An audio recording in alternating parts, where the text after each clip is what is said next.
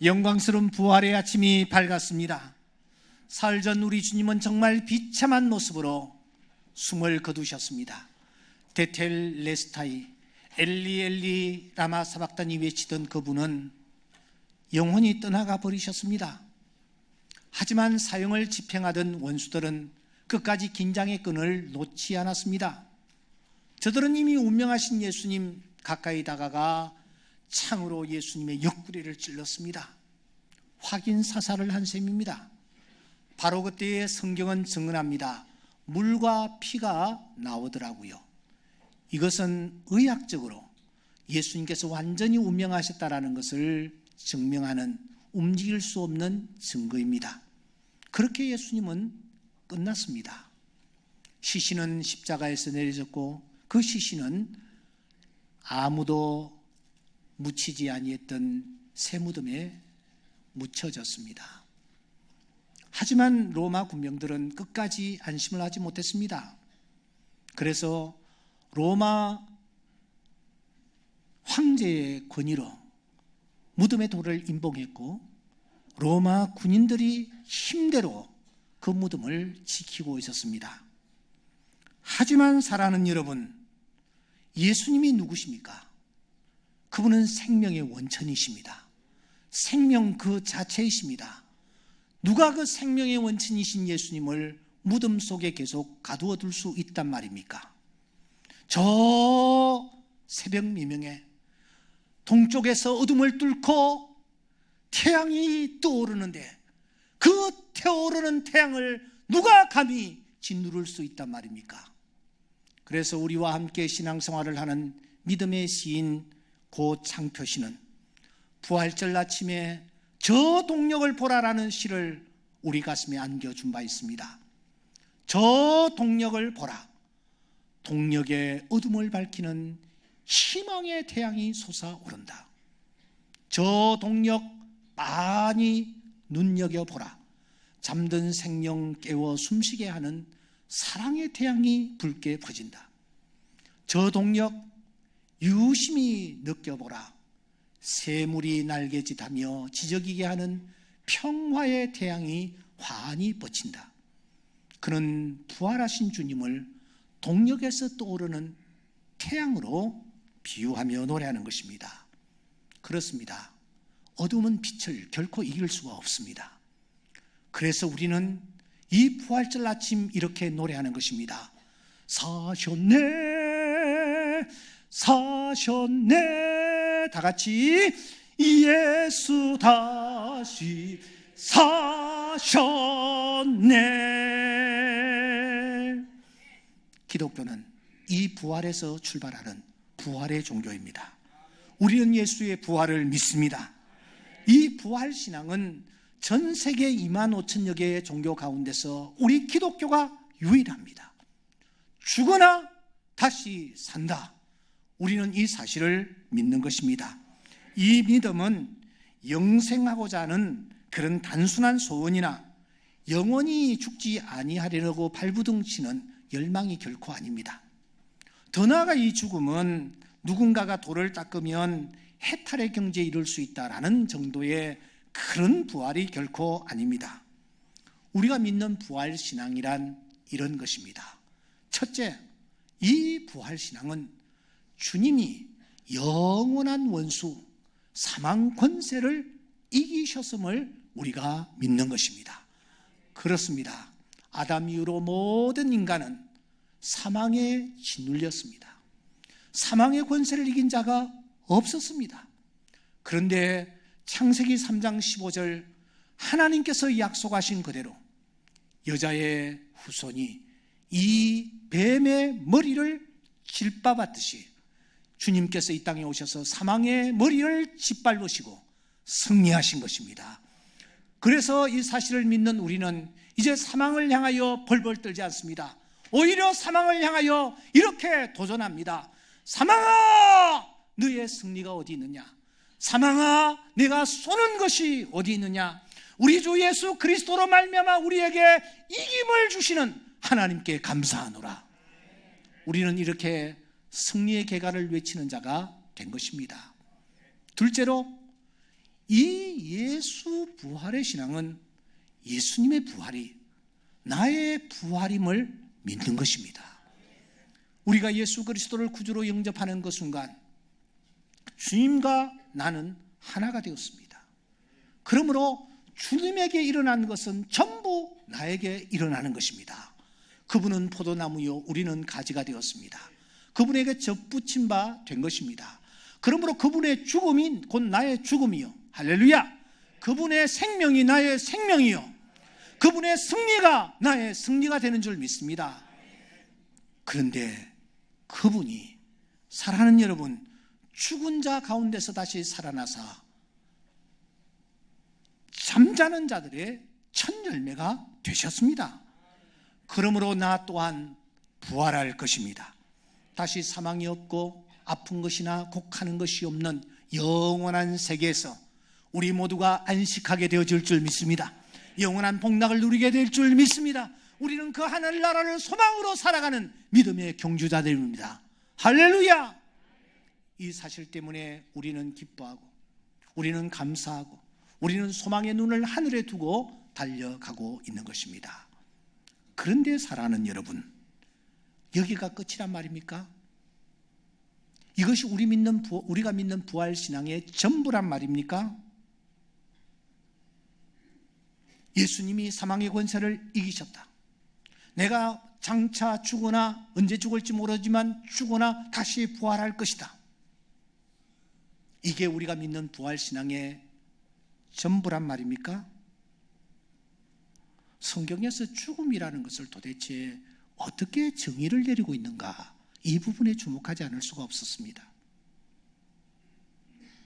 성경은 죽음을 한 가지로 정의를 하고 있지 않습니다. 죽음을 제가 찾아본 내용대로라면 적어도 7가지로 죽음을 정리를 하고 있더라고요. 그 첫째는 가장 고전적인 메시지대로 우리의 영혼과 우리의 육체가 분리되는 것, 이건 물론 죽음이죠. 그런데 여기에서부터 성경은 두려움에 떨고 있는 상태를 마태복음 28장 4절 죽음의 상태라고 얘기합니다. 셋째, 너무너무 배고픈 상태, 가난한 상태, 창세기 25장 32절 이것을 죽음이라고 묘사합니다. 넷째, 히브리서 11장 12절 아이를 낳지 못하는 상태, 이걸 죽음의 상태라고 얘기합니다. 여기에 어떤 분들이 어떤지는 제가 잘 모르겠습니다만 아이를 낳지 못하는 고통, 이 고통이 죽음에 이르는 정도의 고통인 것 같습니다. 다섯째, 고난 중에 있는 상태, 형언할 수 없는 고난 중에 있는 상태를 출애굽기서 12장 33절에 죽음의 상태라고 얘기합니다. 여섯째, 에베소서 2장 1절에 있는 대로 허물과 죄 아래 있는 상태, 그 상태를 죽음의 상태라고 얘기합니다.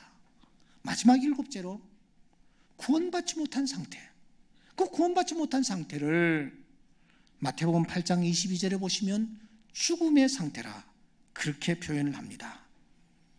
그러니까 성경은 단순히 죽음을 우리의 육과 영이 나누어져서, 혼이 나누어져서 이제 우리 육이 흙으로 돌아가는 그 상태만을 죽음이라고 하지 않고, 이와 같은 상태에 던져진 자는 죽음에 이른 상태, 죽음에 방불한 상태라고 묘사하고 있다는 것입니다. 이렇게 볼 때에 우리 주변에는 정말 다양한 죽음들이 널려져 있습니다. 뿐만 아니라 오늘 이 예배에 참석한 우리 모두가 다 예외 없이 어떤 형태로든지 죽음 앞에 직면해서 죽음 앞에서 지금 죽음과 사투를 벌이고 있는 것이라고 해도 과언이 아닐 것입니다. 그야말로 우리 모두는 죽지 못해 살아가는 자들인 것 같습니다. 이런 자들에게 예수의 부활이 도대체 어떤 의미를 가지고 있느냐 하는 것입니다. 저 중동의 이스라엘이라는 나라에 죽음이 찾아왔습니다. 나라가 한순간 망했고, 그래서 내 사랑 아내와 딸들은 급탈을 당하고 있고, 곱게 키운 내 사랑하는 아들들은 먼 곳으로 포로로 붙잡혀가고, 성곽은 회파되며 성전이 불타는 이런 기막힌 현실이 눈앞에 펼쳐지고 있었습니다. 그야말로 그 현실은 마른 뼈와 같은, 흩어져 마른 뼈와 같은 그런 상태에 다름이 아니었습니다. 그런데 바로 그때에 이 에스겔이라는 사람 앞에 하나님께서 나타나셔서 그를 한 골짜기로 이끌어 주셨습니다. 가서 보니까 눈앞에 상상할 수 없는 상황이 펼쳐지는 것입니다. 수많은 뼈들이 흩어져 있습니다. 나뒹굴고 있습니다. 여기저기 흩어져 있습니다. 그런데 그 뼈들을 향하여 하나님께서 말씀하십니다. 인자야, 이 뼈들이 능히 살 수 있겠느냐? 자기의 경험과 이성과 자기의 눈으로 바라볼 때에 그 뼈들은 절대로 소망이 없습니다. 그래서 이 에스겔은 그냥 이렇게 대답합니다. 주 여호와여, 당신이 알고 있습니다. 그런데 그분이 다시 말씀을 합니다. 이 뼈들을 향하여 대언하라. 에스겔이 그 말씀을 쫓아 대언했을 때에 놀라운 일이 눈앞에 펼쳐지는 것이 아닙니까? 뼈들이 서로 막 연결이 되는 것입니다. 흩어져 있던 뼈들이 말입니다. 그리고 그 위에 사물살이 생기고 힘줄이 생기고 나중에 생기까지 불어넣어지는, 그래서 지극히 큰 군대를 이루는 이런 놀라운 상황이 눈앞에 펼쳐졌습니다. 이 일이 있고 난 뒤에 그분이 다시 이 에스겔에게 이렇게 말씀합니다. 주 여호와께서 이같이 말씀하시기를, 내 백성들아, 내가 너희 무덤을 열고 너희로 거기에서 나오게 하리라. 13절, 내 백성들아, 내가 너희 무덤을 열고 너희로 거기서 나오게 할 것이다.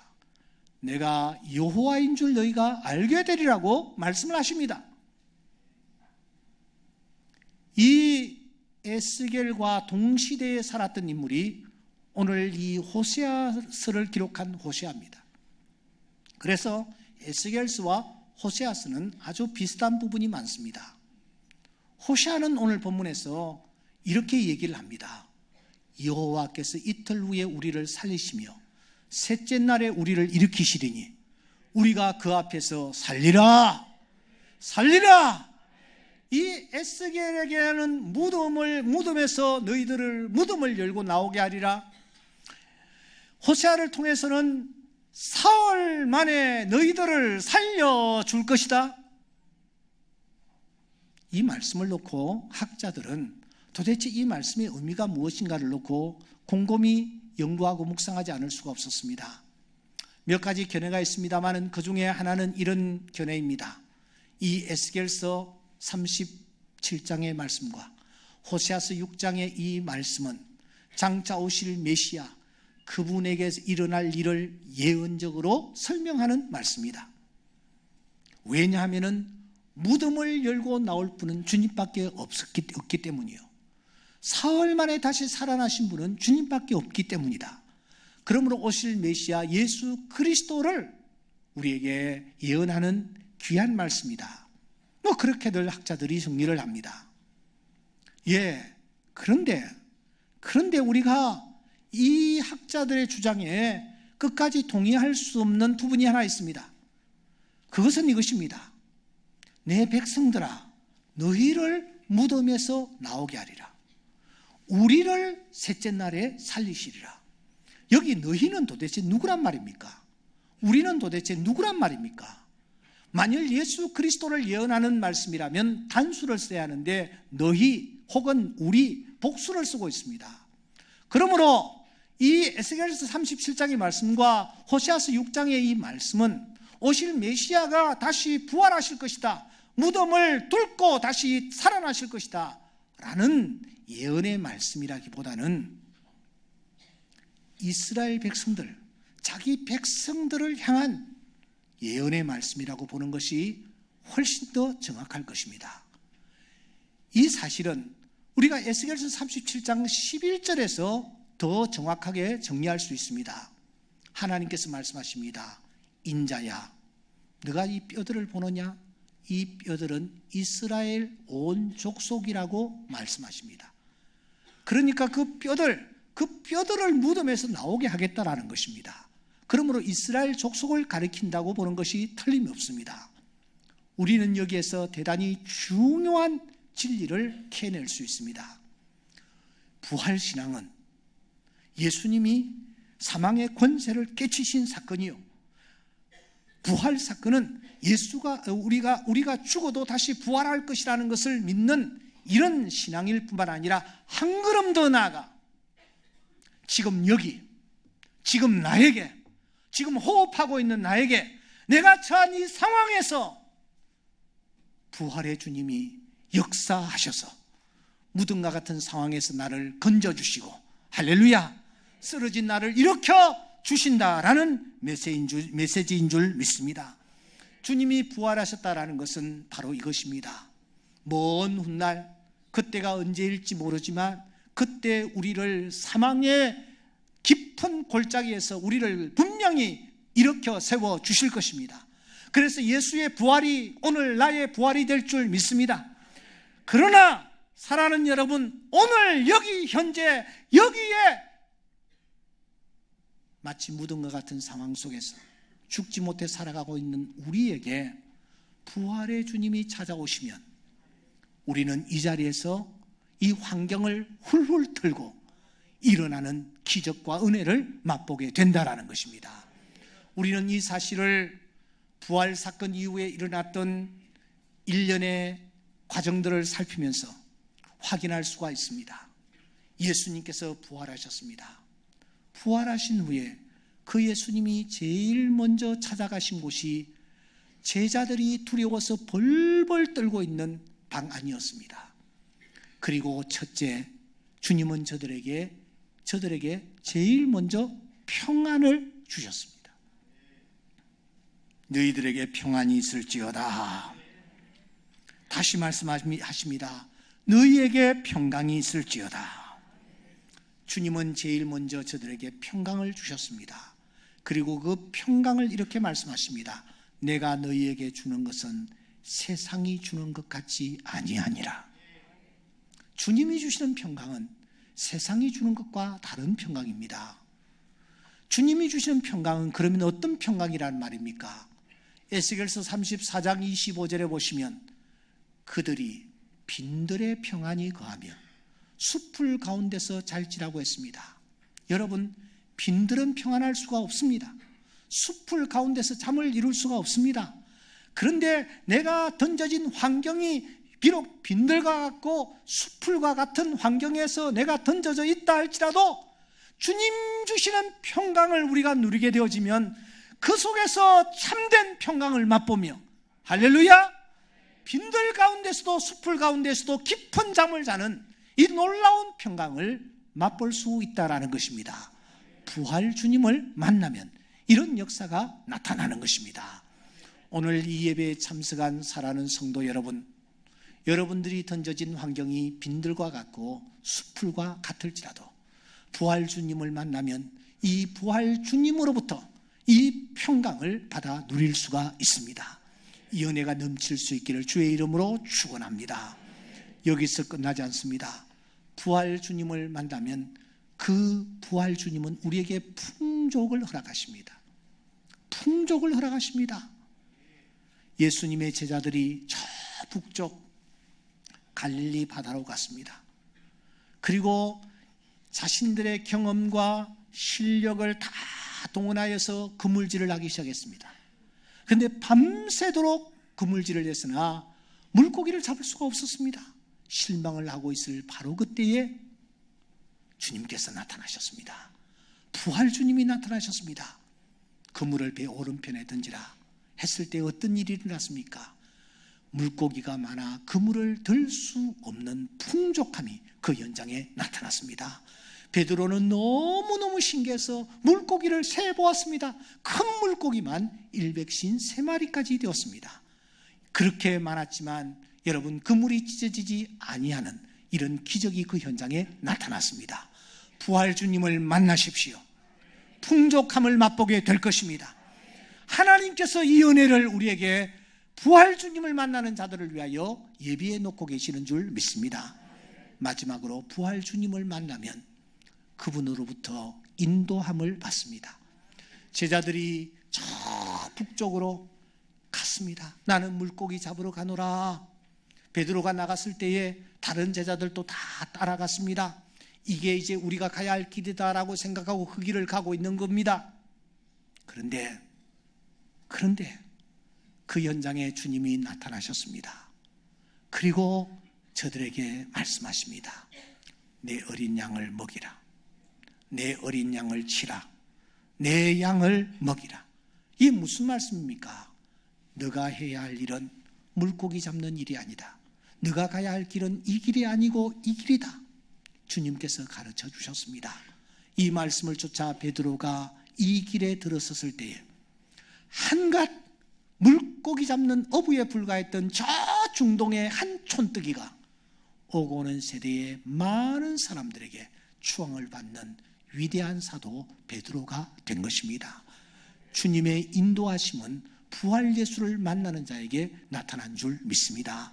사랑하는 교우 여러분, 여러분들에게 지금 진정 필요한 것이 무엇입니까? 평강입니까? 부활 주님을 만나십시오. 가난과 빈핍입니까? 부활 주님을 만나십시오. 어디를 가야 할지 몰라 방황하고 계십니까? 부활 주님을 만나십시오. 그 주님을 만나면 이 놀라운 은혜를 맛보게 되어질 줄 믿습니다. 어떻게 하면 부활 주님을 만날 수 있습니까? 호세아는 아주 정확하게 우리에게 얘기를 해줍니다. 1절 우리 다 함께 읽겠습니다. 시작. 오라 우리가 여호와께로 돌아가자. 여호와께서 우리를 찢으셨으나 도로 낫게 하실 것이요 우리를 치셨으나 싸매어 주실 것입니다. 3절입니다. 그러므로 우리가 여호와를 알자. 힘써 여호와를 알자.